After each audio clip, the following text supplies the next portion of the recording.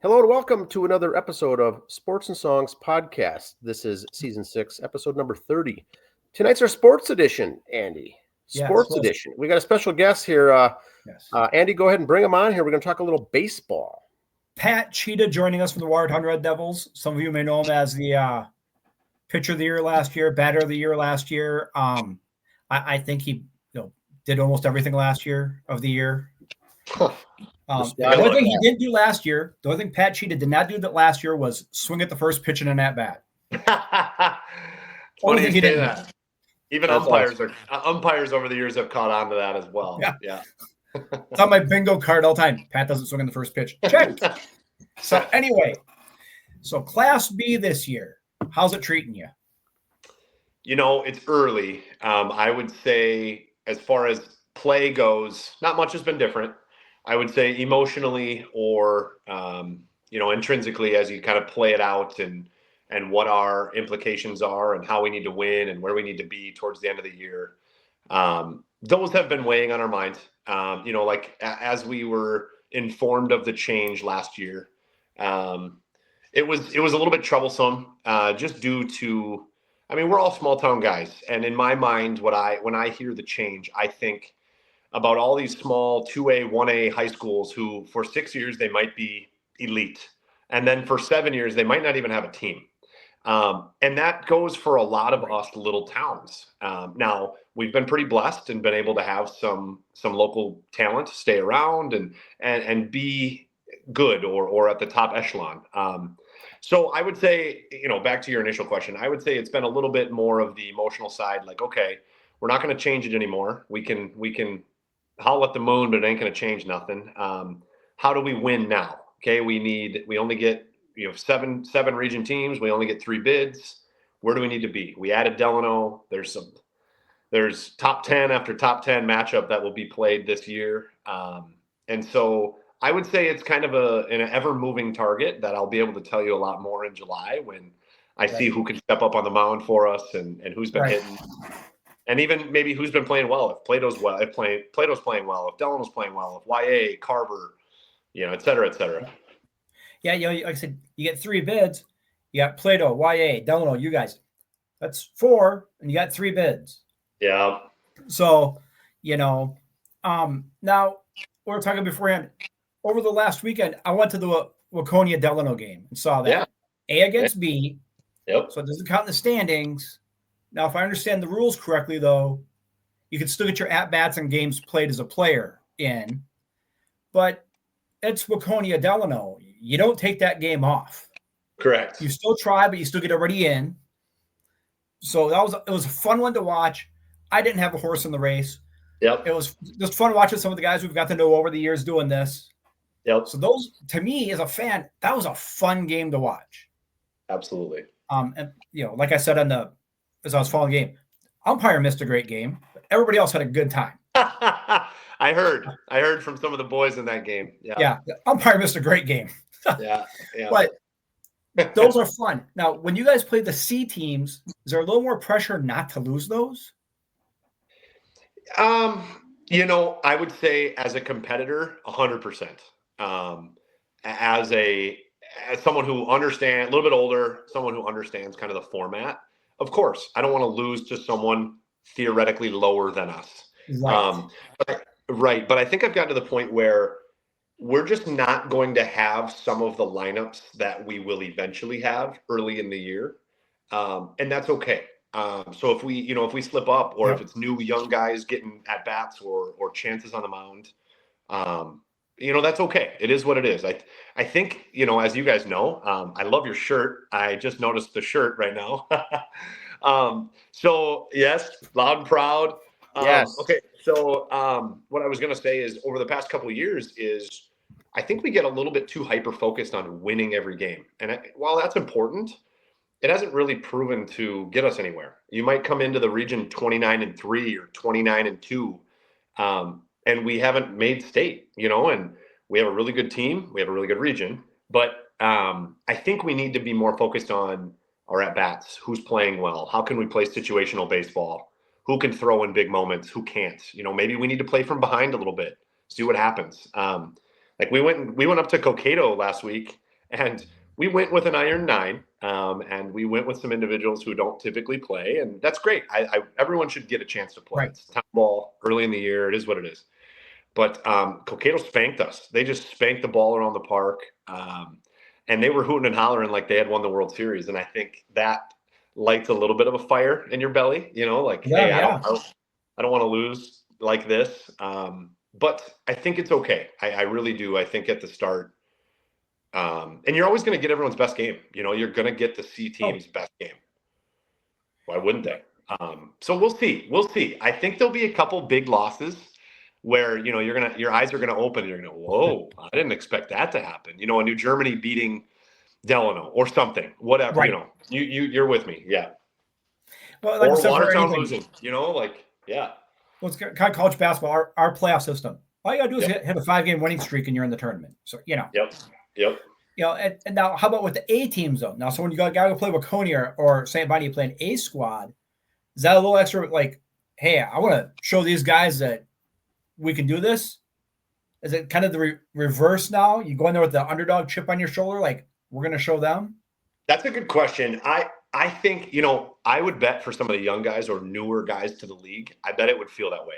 Being an old, now I can say old guy in the league, it doesn't really ever change. Like it's always Waconia to me. I've faced them. I've thrown against them for, I don't even want to say the number because it ages me, but I wouldn't say that it changes it. I think what happens is your strategy changes a little bit, because if you play a St. Bonnie on a Friday and we have a B league game on a Sunday, we might throw somebody different. It might be a little bit different strategic game. So I'd actually say it's maybe the opposite, which, back to my initial point, bums me out. I don't want to take games off. Like, I don't want us to look at a game differently. Well, unfortunately, with the NBA kind of stepping in and changing things, that throws off these type of traditional rivalries that we've had over the years or gamed.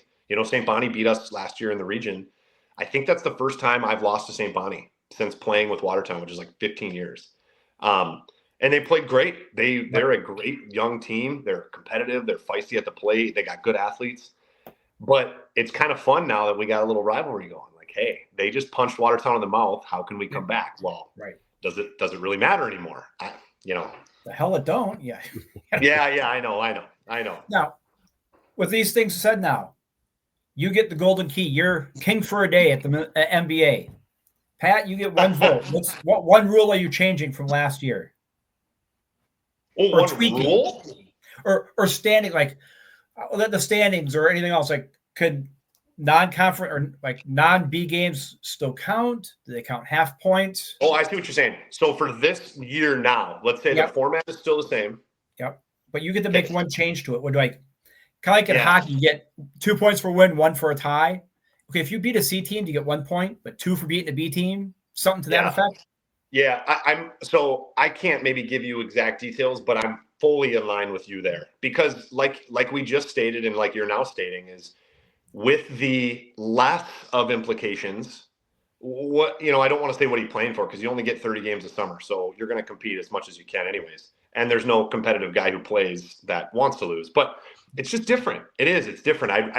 If they could somehow put a little bit different value on it, or if there's some type of QRF system, because if your QRF coming into the region is at a higher rate than maybe some of your league losses, that could help you. Hey, we played really well in this stint of the season. This is going to help us. We're going to come in with a 2 seed to the region, rather than, we lost. We slipped up for a week. We had a couple guys gone at a wedding. Here we are. Now we're the 5 seed playing the 1 seed at home, and we might be home. We might be out of the region in the first game, whatever. You get it. Yeah. So right. I don't know if I have one. I think I still just go back, and I'm straying away from the question, but the last 4 years, we've had record numbers at the state tournaments. You're seeing Division II and Division III talent. I mean, it's essentially, when you play in these games, you're playing a Division II baseball game.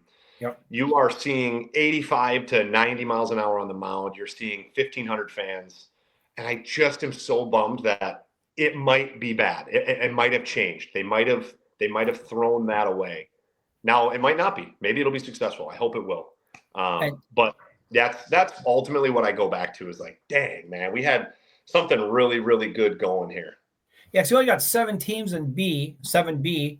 Yep. So but you're playing 30 games, but only 14, 15 of these are going to count, I know. Now, and I'll say this about the fans last year. I noticed last year when I was there, a ton of fans, and they were smart fans too. They knew what they were talking about. Yep. They weren't just there for something to do. So they were all appreciating the game. That made it fun to be there too. So I can go there and watch Carver against, someone Broughton, but they were smart fans who had fun watching it. Yep, I would agree. But they know ball. So when you're walking into the park or walking out of the park, for example, a couple of our Watertown groups, Jeremy, Quaff, and Brad, and those guys, they're walking out after watching a Young America game, and the Watkins boys are walking in. And the Watkin boys remember the Watertown guys from our run-ins in the 21 and 22 season, and they make a couple chirps. And I think that's awesome. Would I do that as a now grown adult? Probably not. But for them to remember it and for there to be a little banter and rivalry, I think that's awesome. I mean, that means the game is healthy. Yeah. That's what's fun about it. Yeah, I would agree. I would agree. That's so much fun. With that said, now, some teams, the schedule's made, and after the season started, some teams got shuffled up to B and A and all over. Yeah. Buffalo got bumped up after the season started. Yeah. A couple other teams, right? Northfield. Yeah, Northfield. Owatonna, I think. Owatonna. Northern teams got moved around too. Yeah. So thankfully that wasn't you guys, because here you get your mindset. Okay, we got to do these. Oh, wait. Right. Change of plans. Yeah. I would feel bad for those guys. Like, wait a minute. Now we're in a class with only 3 teams here, and 1 goes to state instead of 7 and 3 go to state. You almost lose out. I couldn't agree more with you. I think it's criminal. I ran into Kenny Vogt. So I have Kenny Vogt. He's on the NBA, and I have his grandson, Jaron, on my high school team, and now as a Devil as well. And the kid's just a stud. Just like his dad. I'm sure Kenny was too. But Kenny's part of the board, and I ran into him. He came to our New London Spicer game. And I said that. It was actually the day after he had said, "Hey, did you see the news?" And I said, "Kenny, we're just going to punish these guys for, I would say, pretty harmless issues. It wasn't a golden gopher hiding in his grandparents' basement, sleeping there 2 nights a week, sneaking back into a town. I mean, it's kids who are ultimately kind of from these towns. I don't know. Now we're robbing Peter to pay Paul, and everything gets super subjective. It's hard for me. It'd be really hard for me, especially because Buffalo's been good, Northfield's been good, but they haven't been unbelievable. I wouldn't say they've been untouchable, and do they bring good fans? Do they bring a good aura to the game? Well, yeah, they do. And now you might lose them. That's what I even said. I said, what if you lose Buffalo? What if they all say, you know what? Screw it. I'm going to go join a golf league. I'm not playing A-ball. Why would I play A-ball?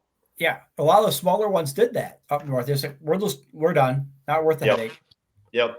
I'm not going to try to get 12, 13 guys out here a week to get our lunch money stolen from us. It's not worth it. Exactly. I'll join a golf league and donate my money. Yeah. Yep. What am I going to do? Certain things come now, like when we talked to Coach Hendricks from New York Mills last year.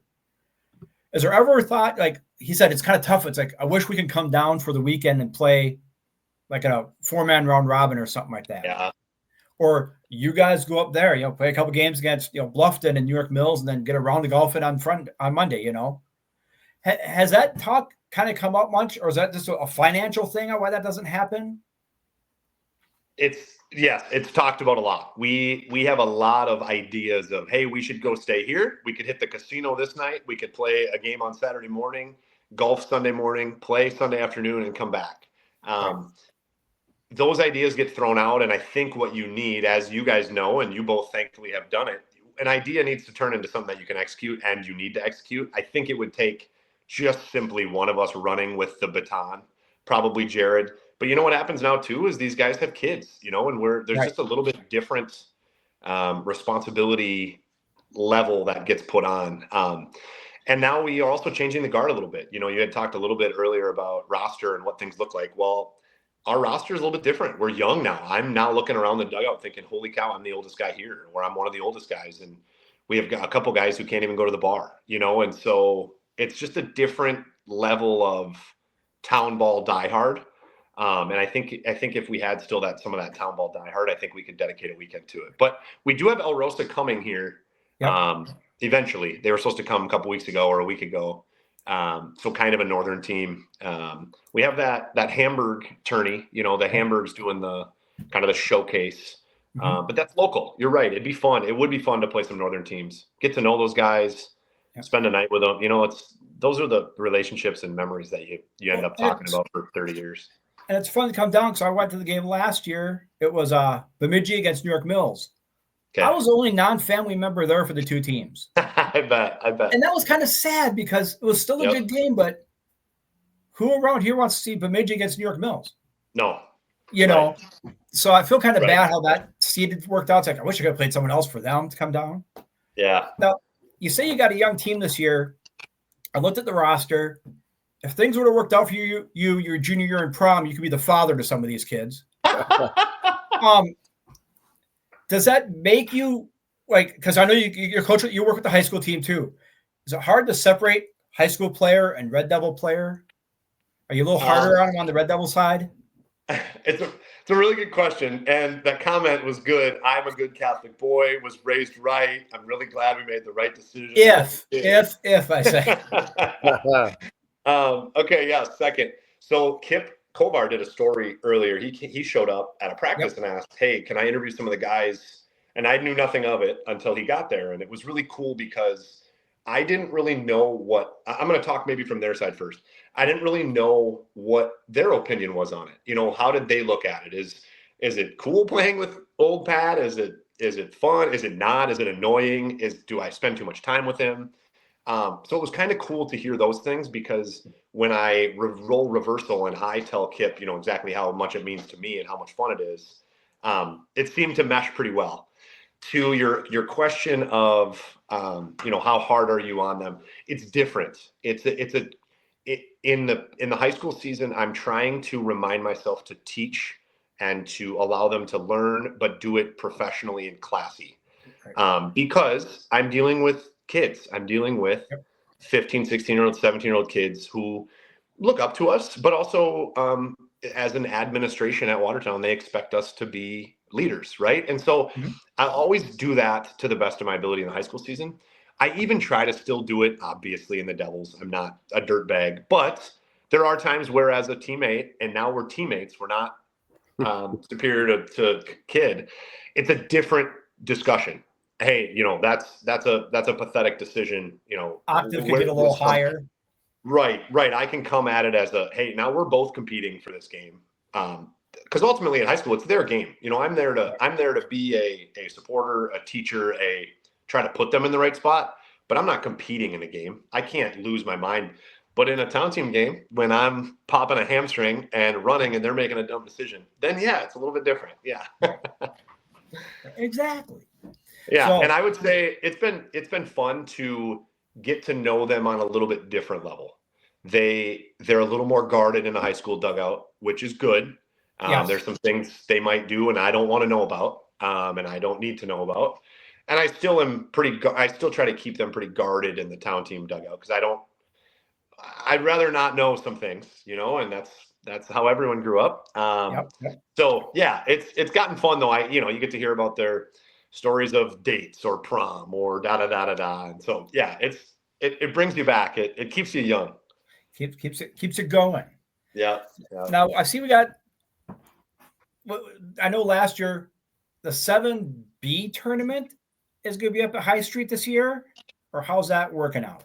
Where's that all? So yeah, we were going to try to get both. We went to the region board with a proposal for both. We thought with lights and time frame, we could actually host all of the games. To my knowledge, and I think you guys as well, I'm pretty sure they actually went the other way. I believe New Germany is taking it. I think they're taking the C and we're taking D. So that stinks. That hurts our gate a little bit. It hurts our concession. It hurts our beer sales. It hurts the town, the restaurants, the gas station, you name it. But we're still grateful to have B. Beggars can't be choosers at this point. And And that's no rip on New Germany. They got a nice place out there. Just saying, would have been nice to have it all here. Yeah, agreed.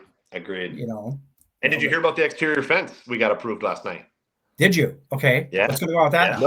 No. Yeah. Yep. So we have wanted to lock Highland for many years. And just to keep it a simple story is if you're going, if I show up for a high school game at 3:00 due to working and you want to pull the tarps, well, the tarps have already been pulled and there was a family playing picnic on it 4 hours before it. And there was a dog peeing in the infield and a dog pooped in the outfield. I heard about now this. All of a sudden you're up S Creek without a paddle, and it's a public park. I get it, but it's also a staple of the community. And we might have 200 folks from a different community coming here. And now we're presenting a terrible product. Anyway, we phrased it as that. There's been vandalism. There's been you name it. You guys are familiar with it. So we brought it to the city and asked, hey, for gate, for ability to host big events, for simply protecting our asset, can we do this? Is there something we could get funding from you guys to do? And you know what? To their credit, the park board was awesome. They listened, they heard, they worked with us. And then they brought their recommendation to the city council. And the city council actually voted it in. Nice. And so we're now going to have an exterior fence and the ability to cycle people correctly, less gate takers. There won't be some ugly snow fence up. It's nice. It's nice. I know I'm getting old when I like a fence. I'm bird watching. I like fences. Welcome to the club. Welcome to the club, brother. Sports and songs, baby. Sports and songs. That's right. So when is this going to start? They're going to start doing it this summer, building that? Yes. Yep. I believe the proposal is for this summer. Well, I know it is. I don't know exactly when time frame wise. Yeah. Okay. Yeah. Now I see you got over where Jeremy and them said you've concreted their seating area over there. Are we going to get more seats there and move them down, or is there work for that? So the city thankfully moved we're able to concrete those slabs. We were getting a little runoff and it just looks cleaner. It looks nice. They did a really good job. Our former parks coordinator, Mike Dressel, actually pushed that motion through. He then put the netting up too for some safety, foul balls, etc. Our goal is not to push any more seating there. Our goal was to build a deck. Actually, there was even a plan that was signed off on to build a deck down the right field line, where those trees overhang, the great shaded area.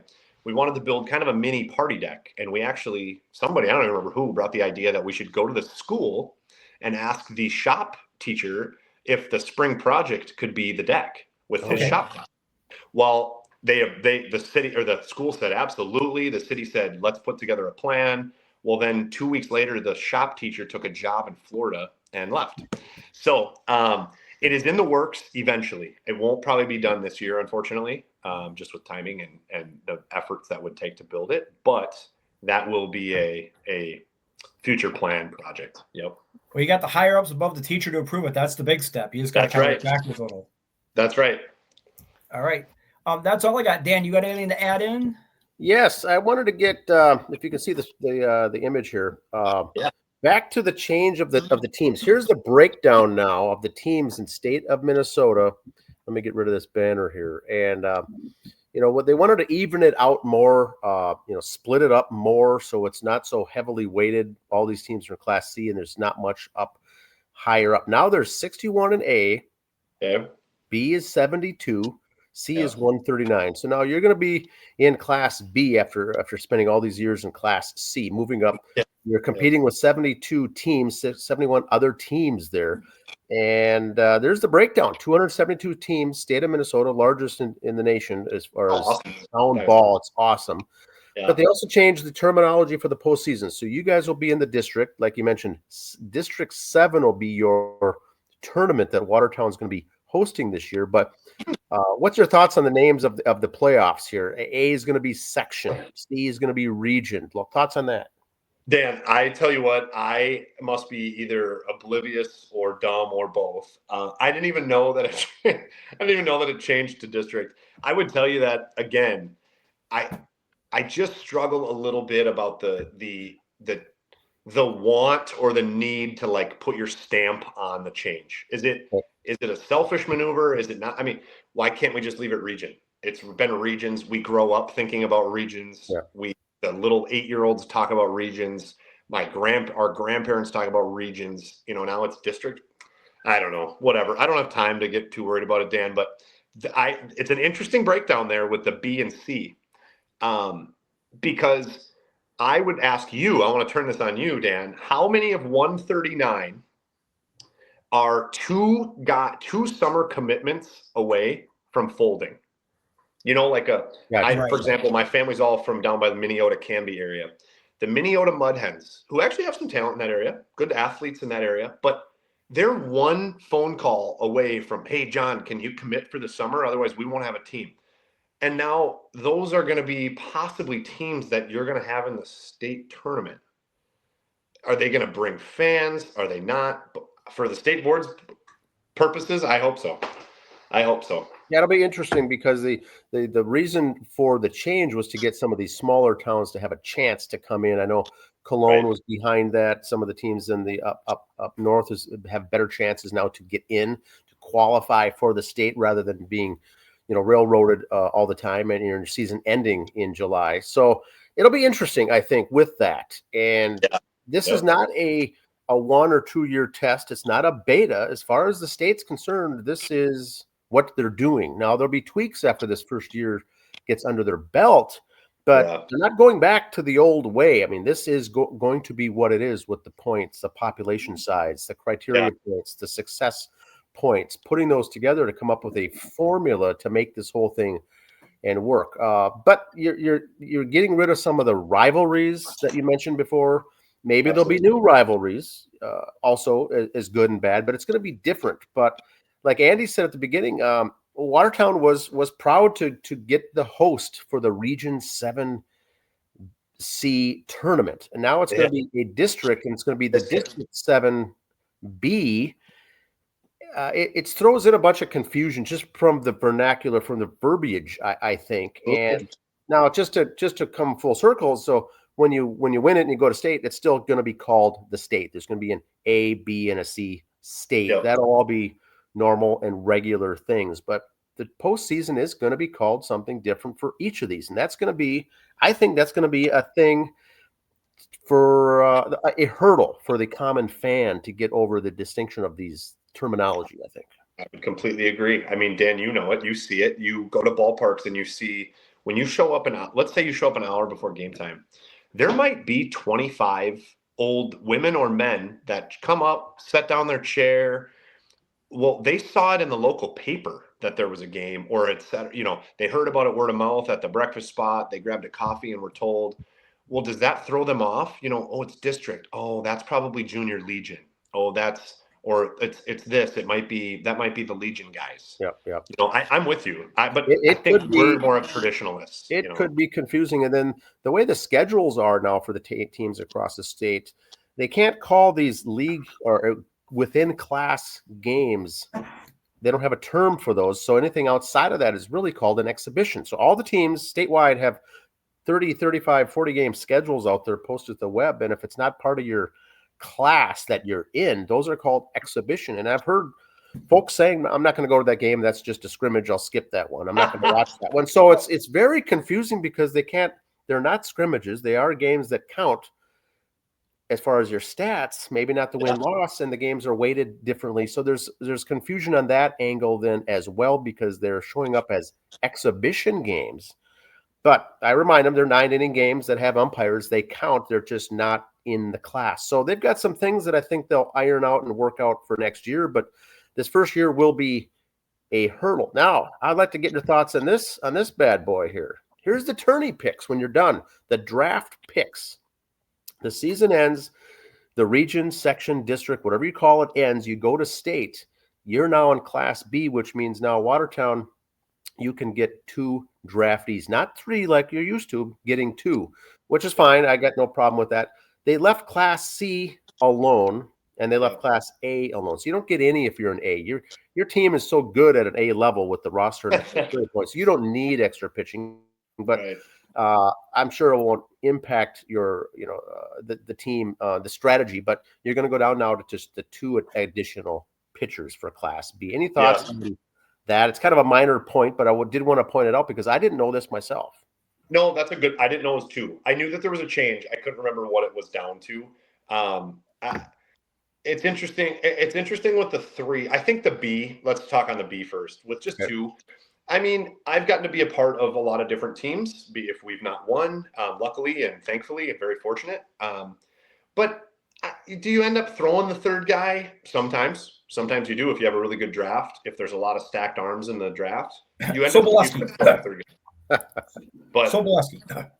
Yeah, exactly. And then, and then sometimes, they only use one, so I think that one's not as big. I'm going to pick my battles of what to complain about. Yeah, I think we can get used to it. The guys in D, much like yourself, you're pretty deep already with pitching in most teams at that level, whether it's Jordan or whoever at the B level. You're pretty much set. You don't need much. It's more kind of supplemental help. Class C, it really helps, and that's fair enough. Give them 3, and A, there is no draft, so that's it. It's just a slam dunk deal. So those are some of the major changes. Now I see that in the roster. Did Anson Dulas? Now he's at Cortland. Yes, he is. Yep, they moved down and live in New Ulm, or just outside of New Ulm, and so the drive was just going to be a little bit too much. He did it last year and was open to it. Oh, he did? Okay. Yeah, yep. He was still driving last year. Actually, he won a state championship with Waconia, if you remember. Yes, he was on that. He was drafted last team. Yeah. Yeah, and he threw a great game ranked, preseason. They're the number 1 ranked team in all Class C Cortland clubs, who already was good. Then I found out just yesterday that Dulas is down there with those guys as well. They're going to be unbeatable. They are going to be tough. How about Watertown's? Yeah, go ahead. Do we dare call Anson Kevin Durant or LeBron James of hopping teams? Do we do that? Can we label him that? Oh my God! I'm old. I'm going to say Robert Ory because I'm old. So there we go, Robert Ory. Yep. Yes. Yep. Yeah. So what's about the roster for Watertown? Any new additions? Any people leaving other than Anson? As far as the roster makeup that are significant? Yeah. So we do have a couple additions. We are adding an arm. He's a Bethel kid. He is really good buddies with Joey Flum, who has played with us now for the past. Last year was his first year. Yeah. So, and Joey's an EP kid. I actually coached Jackson. His name is Jackson Hunter. I actually coached him. I coached basketball with Joey's dad, Dave, at Eden Prairie for a bunch of years. Okay. And in a couple summer camps, Jackson was around and I got to know him a little bit. But thankfully we have Joey stayed in touch, and he's a dog on the mound for the Bethel Royals, and he's going to be joining us. We have a couple guys that are in the works yet that haven't gotten back yet, who are hopeful to. We just got to figure out on points wise and what we want to do, if we want to shake up the community or not, because we have a lot of young, good talent in this community right now. So to now speak on that, there's 2 juniors that have joined, or 3 juniors actually that have joined the squad, 2 of which batted over 380 in the high school season. So it would be hard arguments to continue playing in the Red Devil season. Jaron Vogt, who is an absolute freak show and is up for Mr. Baseball. Yeah, batted 528 in the regular season. It was just unbelievable. He was so fun to watch. Yeah. He will be with us. And then Joey is out playing Northwoods right now in Eau Claire and tearing it up, mind you. I don't know if you saw that, but the first 3 games that he's played in, he's, I think, been player of the game 2 out of 3 or something. I have not seen. No, I didn't see that. So hopefully he can start to not hit so he can come home and play with us. Yeah. Selfishly. Hope you don't make the playoff. Yeah. Yep. And then, no, that's it. We're younger. We've had a few guys ride off into the sunset and are moving on with their lives. Some guys retire, and I don't want to say it's time, because I loved having them around and they're just great guys. As I've always said, is the reason that I keep doing it is because I just have so much fun with this group. And obviously getting to compete helps too, but, yeah, a couple guys that just, were on the tail end. Other things were more important, and that's just fine. And now it's kind of handing the baton over to some of these young bucks who we can watch for the next 5-10 years. And I can take over you guys and do podcasts with these guys, and how fun. Yeah. That's awesome. Hey, no, I do have another question. I don't know, Andy, I didn't mention to you this one, but here's a question that came up outside of the scope of the amateur, but the scope of you being a varsity head coach now is this. Some teams in high school, varsity, do not allow their roster guys to play town ball until the high school season is done. Some of them, like yourself, say, fine, you can overlap all you want. It doesn't make a difference. I haven't thought of that before as far as how impactful is that? Or is that a pitching? Is that a pitching thing, or is it an injury thing? Or give us your thoughts on that.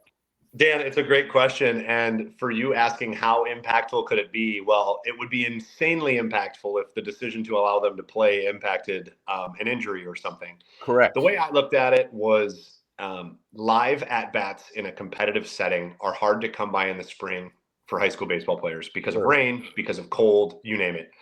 So if I can have my kids see competitive at-bats against pretty good arms, and sometimes when we get to the middle of summer, great arms, what's going to hurt that? Now, there is a risk, of course, running the bases or a fastball leaking out of someone's arm. Or the one rule and stipulation that I had for them is they can't pitch and they can't catch. Just because it's such a high volume throwing position. Yep. But, like, for example, I'll use a Noah Leitner as a name drop for me as a junior. He struggled for 3 games in a row in the high school season. That Sunday then played with us in town team and had 3 doubles. So what a confidence builder. He's playing against 30-year-old men, hitting a double off the fence with a wooden bat. Now on Tuesday, he leads off with it. It's one of those things that I feel like there's more pros than cons, but if it's a con and if there's an injury, the con is pretty massive. So I've never asked that question. It just came to me, and I thought I'd bounce it off you. You'd be a good example here for this. Well, I know when my dad was the head coach here, he wouldn't have allowed it. I know he was very type A and strict. I know some that won't. Schwartzy over at Glencoe wouldn't allow it. I don't know. Maybe it's a new school way. Maybe I'm an idiot. Basically what I have to sign up for is that I have to be able to and be willing to live with the backlash of whatever we decide. And we're not forcing the kids. It's the kids and the parents' decision. I just am saying I'm okay with it as long as you don't pitch or catch. Yeah. Your article, the Kip's article was very good at touching on that very same topic that brought it up to talk about it being both teammates in the amateur and then player coach during the high school. But very interesting. So good look. That's good. That's interesting. I'm glad I got that information out there. Yeah, absolutely. Yeah. And I think it's misconstrued a little bit. I would even say that people in the community probably have questions about it just because no one's ever asked. But that was what we talked about internally with the high school kids. And I think it makes sense. Hopefully it pays off. I also get to play with my high school boys, which is pretty cool as well for me being an older guy. That's very good. Today we did our senior dinner. We take our seniors out to a fancy dinner that they choose, and we just spoil them because of all the efforts they put in. But during that dinner, we asked how many head coaches have played with their high school athletes on a town team.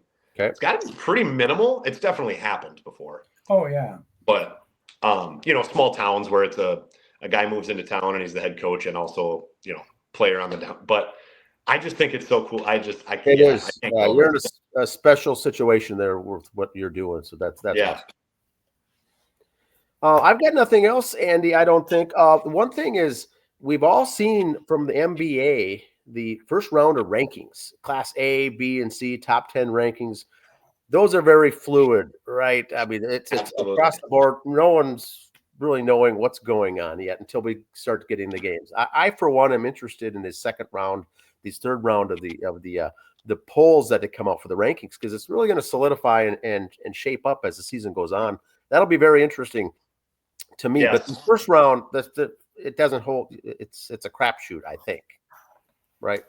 It's like when you see the preseason basketball polls already. Who cares? Yeah. Right. They jump out to the NFL season doesn't even end, and it says the too early NFL rankings for next year. It's like I would say, let's talk historically and ritually for the last 2 years.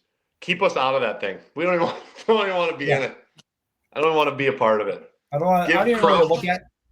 Yeah. The reason I looked at it this year is just remind myself who went to A, B, and C for rankings. That's true. That's the reason I kind of looked at. Oh, that's right. They're a B team now. Okay, yeah. Yep. Yeah, I would say another month in, Andy, we may do a bonus episode or something, a podcast on just the rankings, because the teams jumping around.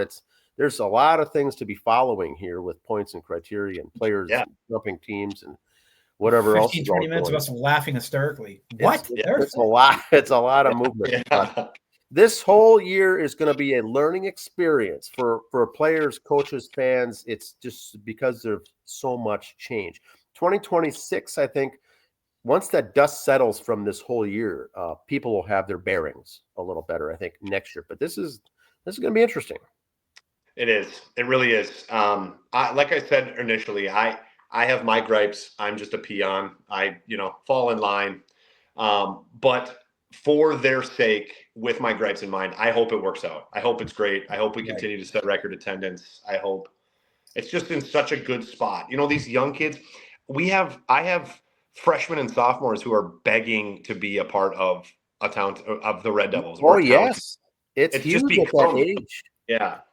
That's what Josh was saying up at the New York Mills, that area. These kids from high school know that that's their path. They want to work up. It's a stepping stone once they get to, and it's such a elite level to get to that, to put on that uniform for the town team. It's a huge deal. And we obviously want our kids to go off and do great things. And if they can go play college, excellent. The town team is nothing when you talk about that. Right. But it provides such a fun piece of and disconnect the world and compete and have fun with your buddies and hang out with friends in the stands. Us three have gotten to know each other so well because of town ball. Like, those things are cool that I don't think get shown in the correct spotlight. People are like, you're playing beer league, get a life. Well, it's like, not really. There's relationships. There's just so much more than the field. And then the field itself is an absolute blast too, so. And I get to play baseball too. Yeah, exactly. But it's fun. Crow River has their own the weekly newspaper that comes out. I know. There's a Crow River Report. That's how big it is. It's such a different animal. So it's very fun. Now, Pat, we did Andy and I did get we've been announced as the official podcast for the Brownton at the state tournament. We're going to be covering all the games at the Brownton site this year. We've already got that agreed upon and set up there with the league officials.